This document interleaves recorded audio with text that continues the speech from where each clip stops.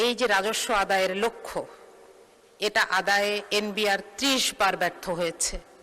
তারপরও আমরা এবার একটি অবাস্তব প্ল্যান এনবিআর এর উপর চাপিয়ে দিয়েছি, যেটার কোনো ইনফ্রাস্ট্রাকচার এনবিআর এর নাই। বাংলাদেশের সবচাইতে বড় ব্যাংকটিকে এবং সবচাইতে বিখ্যাত সেবামূলক হাসপাতালটিকে খুব দুঃখজনকভাবে একটি বিপর্যয়ের শিকার হতে হচ্ছে। এর কারণ হচ্ছে রাজনৈতিক কুধারণা। আমাদের এই সংসদটিকে কেউ বলে থাকেন জুলাইয়ের সংসদ, কেউ বলেন এটি গুম, আয়নাঘর, নির্বাসন থেকে ফিরে আসা মানুষদের সংসদ। আমি গর্বিত এই সংসদের অংশ হতে পেরে। একই সাথে আমাদেরকে আরও একটি জিনিস বিব্রত করে যে এই সংসদে এমন 11 জন ঋণ খেলাপি আছেন একই দল থেকে, যাদেরকে দেখলে এখন মনে হচ্ছে যে এই ঋণ খেলাপির পরিমাণটা আমাদের জন্য একটি বোঝা। আমি যদি আপনাকে সংখ্যাটি বলি, এই বাজেটে ঋণ খেলাপির আমাদের মোট পরিমাণ 6,44,000 কোটি এবং করের পরিমাণ 6,95,000 কোটি। মাঝে মধ্যে মনে হয় যে এই বছরটা যদি আমরা এই ঋণগুলো ফেরত পেতাম, আমরা অন্তত একটা বছর করবিহীন জীবনযাপন করতে পারতাম। মাননীয় স্পিকার, এই ঋণের এই যে রাজস্ব আদায়ের লক্ষ্য, এটা আদায়ে এনবিআর 30 বার ব্যর্থ হয়েছে। তারপরও আমরা এবার একটি অবাস্তব প্ল্যান এনবিআর এর উপর চাপিয়ে দিয়েছি, যেটার কোনো ইনফ্রাস্ট্রাকচার এনবিআর এর নাই। এটা বারবার বলা হচ্ছে কাঠামোগত সংস্কার ছাড়া এই কর আদায় করা সম্ভব নয়, কিন্তু সেটার কোনো সুস্পষ্ট সংস্কার প্রস্তাব ছাড়াই আমরা এমন একটি প্রস্তাব দেখতে পাচ্ছি এ বাজেটে। আমরা জানি না যে সরকারের হাতে কোন আলাদিনের চেরাগ আছে। মাননীয় স্পিকার, আমাদের বাজেটের স্লোগানে আছে অর্থনৈতিক গণতন্ত্রায়ন।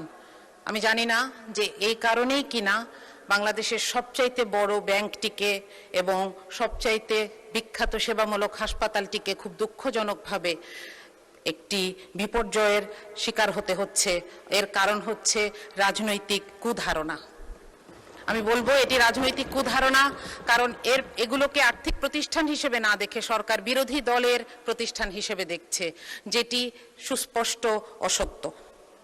মাননীয় স্পিকার, গতকাল আমি একটি ফোন কল পেয়েছি। একজন মা আমাকে ফোন করেছেন। উনি সম্ভবত কোথাও থেকে আমার নাম্বার পেয়েছেন। উনি কাঁদছিলেন। উনি বেসরকারি চাকরি করেন। তিনি বলছিলেন যে আপা, আপনি সংসদে একটু বলবেন যে প্রধানমন্ত্রীকে আমরাও ভোট দিয়েছি, কিন্তু আমাদের জন্য তো কোনো নির্দেশনা নাই। আমি নিজেও এখানে আসার আগে একটি বেসরকারি চাকরিতে ছিলাম। আমরা জানি কি অমানবিক আচরণ এই বেসরকারি চাকুরিদের সাথে করা হয়। তাদের জন্য এখানে কোনো নির্দেশনা নাই। আমি আশা করব যে সরকারি পে স্কেলের পাশাপাশি বেসরকারি পে স্কেলের ব্যাপারেও কিছু নির্দেশনা আসুক। এটার অভাবেই সরকারি চাকরিতে চান্স পাওয়ার জন্য এই ঘুষ বাণিজ্য, নিয়োগ বাণিজ্য হয়ে থাকে। মাননীয় স্পিকার, আমরা এখানে একটি দুঃখজনক কথা বলতে চাই, সেটা হচ্ছে আমাদের প্রধানমন্ত্রী, আমাদের সবার প্রধানমন্ত্রী, বাংলাদেশের প্রধানমন্ত্রী, তিনি যখন একটি এআই জেনারেটেড ছবি দিয়ে একটি বিবৃতি দেন, তখন আমরা জাতি হিসেবে বিব্রত হই। আমি আপনাকে অনুরোধ করব, আপনার মাধ্যমে প্রধানমন্ত্রীকে অনুরোধ করব এই ব্যাপারে তাকে যারা ইনফরমেশন দেন তাদের সাথে এই ব্যাপারটি ক্লিয়ার করে নেওয়ার জন্য। মাননীয় স্পিকার, আমি একটু শিক্ষা বাজেট নিয়ে বলতে চাই। আমি একজন শিক্ষক, সেই জায়গা থেকে আমি একটু শিক্ষা বাজেটের ব্যাপারে কথা বলতে চাই। প্রথমত, এখানে 5%-এর একটি কথা বলা হয়েছে যে এটি ধীরে ধীরে অর্জন করার চেষ্টা করা হবে, কিন্তু এটার কোনো টাইম বাউন্ড রোডম্যাপ নাই। দ্বিতীয়ত, আমাদের সমস্যা কিন্তু বরাদ্দে নয়, আমাদের সমস্যা হচ্ছে সক্ষমতায়। আমরা গত বছরে সম্পূরক বাজেট দেখছি, যেখানে 100 টাকা বরাদ্দ ছিল, আমরা হয়তো 97 টাকা খরচ করতে পেরেছি, কিন্তু তারপরেও আমরা আগামী বছর কেন 110 টাকা খরচ করার পরিকল্পনা নিয়েছি, এটা আমার কাছে পরিষ্কার নয়। এখানে কিছু ভুতুরে বরাদ্দ আছে। শিক্ষা মন্ত্রণালয়ের 3টি অংশ মিলে যে বাজেট, সেখানে 14,000 কোটি টাকা বাড়তি চাওয়া হয়েছে। আমরা জানি না এই গ্যাপটা কি দিয়ে পূরণ হবে, অর্থাৎ এই টাকাটি কোথায় খরচ হবে।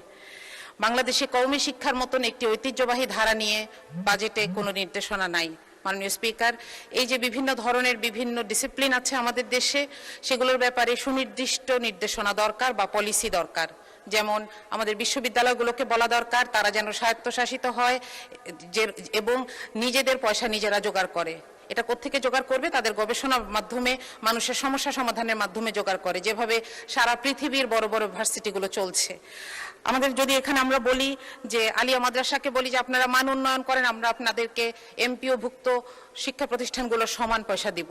আমরা যদি বলি যে জাতীয় বিশ্ববিদ্যালয়কে বলি আপনারা এমপ্লয়মেন্ট তৈরি করেন, আপনাদেরকে আমরা ভর্তুকি দিব কিংবা আপনাদেরকে আমরা বরাদ্দ দিব। এভাবে তাদের সামনে সুনির্দিষ্ট লক্ষ্য ঠিক করে দেওয়া প্রয়োজন মাননীয় স্পিকার। সুতরাং এইখানে শিক্ষা বাজেটে বিশেষ করে আমাদের আরো বেশি স্পেসিফিক এবং বিস্তারিত বাজেটের নির্দেশনা প্রয়োজন। সবশেষে একটি সংখ্যা বলছি যে পরিচালন ব্যয় যদিও বলা হচ্ছে যে এবার পার্সেন্টেজে কমেছে, কিন্তু বাজেটের সাইজ যেহেতু বড়, তাহলে আগের বছরের থেকে প্রায় 6,22,000 কোটি টাকা বেশি পরিচালন ব্যয় নিয়ে এই বাজেটটি আমাদের সামনে পেশ করা হয়েছে। তো এটার ব্যাপারে আসলে এই স্ট্যাটিস্টিক্সগুলোর ব্যাপারে সততা দরকার ছিল, যে পার্সেন্টেজের ক্ষেত্রে কমানো হলেও আসলে এটা টাকার অঙ্কে বেশি। মাননীয় স্পিকার, বাজেট আসলে একটা দেশের মানুষের এবং সরকারের সাথে একটি সামাজিক চুক্তি। সুতরাং এখানে বাস্তবসম্মত, জবাবদিহিমূলক এবং প্রাতিষ্ঠানিক সক্ষমতা প্রয়োজন।